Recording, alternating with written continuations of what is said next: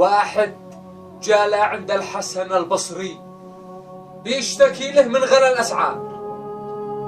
قال الحسن البصري: والله لا أبالي لو أن حبة الشعير ب1000 دينار، علي أن أعبده كما أمرني، وعلي أن يرزقني كما وعدني. أنت ما لكش دخل من الرزق، ما تدخلش من الرزق. وفي السماء رزقكم وما توعدون. رزقك في السماء، ما هوش في الأرض، في السماء. فهو رب السماء والأرض إنه لحق مثل ما أنكم تنطقون. بتفهم؟ رزقك في السماء، ما هوش في الأرض، مش في الأرض. لو اجتمعت الإنس والجن على أنهم يشلوا من رزقك 5 ريال ما يقدروش. ليش؟ لأن رزقك في السماء، ما هوش في الأرض. هتقول لي: يا أخي هؤلاء جو شلوا الرواتب، شلوا أرزاقنا. من اللي قال لك أنهم شلوا رزقك؟ من بيضحك عليك؟ المسألة وما فيها إن الله ضيق علينا في الرزق. ليش؟ بسبب الذنوب.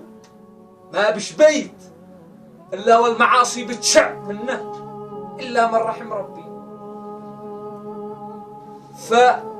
فالذنوب سبب في ضياع الرزق. أدي لكم مثل من القرآن.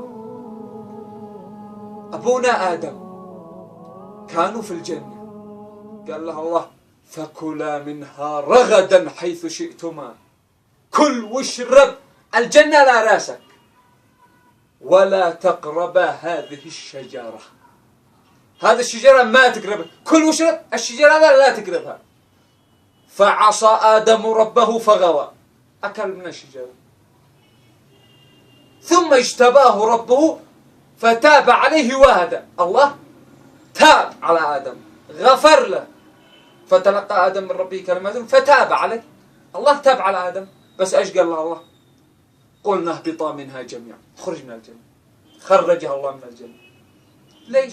يا رب أنت تبت على آدم، غفرت له، أيوة خلاص خلي في الجنة على ما كان، ماشي. ضروري أجازي، ضروري أضيق عليه لأنه عصاني. ما هو الدنيا سايبة من جاء عصى الله. يا ابن آدم لا تنظر إلى صغر الخطيئة، وانظر إلى كبريائي وعظمة من قد عصيت. تعصيني ضروري أجازيك، تعصي الله ضروري يضيق عليك يجازيك. صح إنه يغفر لك ويتوب عليك وما يحاسبك يوم القيامة، بس ضروري يضيق عليك في الدنيا، يحاسبك في الدنيا، ضروري يجازيك.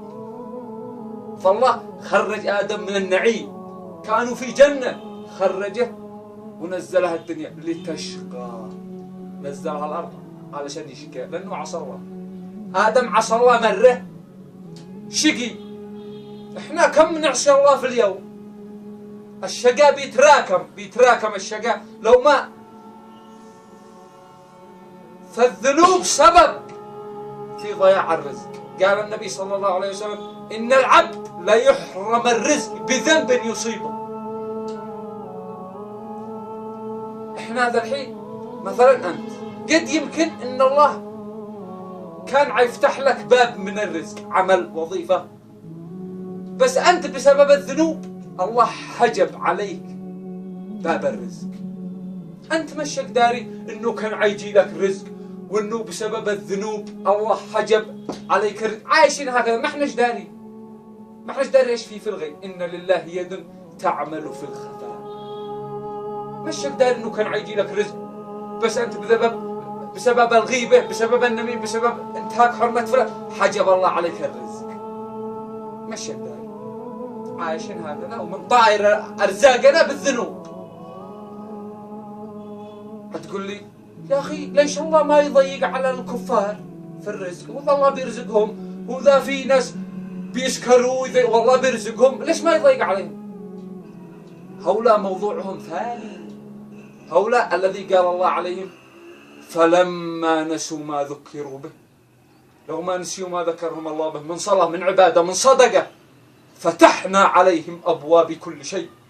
يفتح لهم الله أبواب كل شيء. أبواب المعاصي يسرهن الله لهم، يلا سكرنا سنين، فتحنا عليهم أبواب كل شيء حتى إذا فرحوا بما أوتوا فارحي بالضلال الذي هم فيه بالذنوب فارحي بل أخذناهم بغتة فإذا هم مبلسون يأخذهم الله وهم يأسين.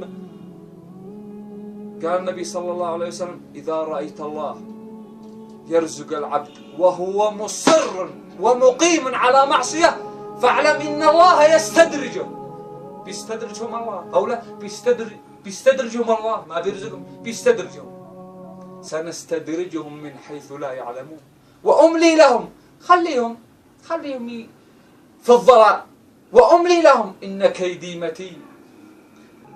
إذا غضب الله على قوم رزقهم مالا حرام وإذا اشتد غضبه بارك لهم فيه. يبارك لهم فيه. السلام عليكم ورحمة الله. افعل اشتراك وفعل الجرس ولا تنساناش من الدعاء. هي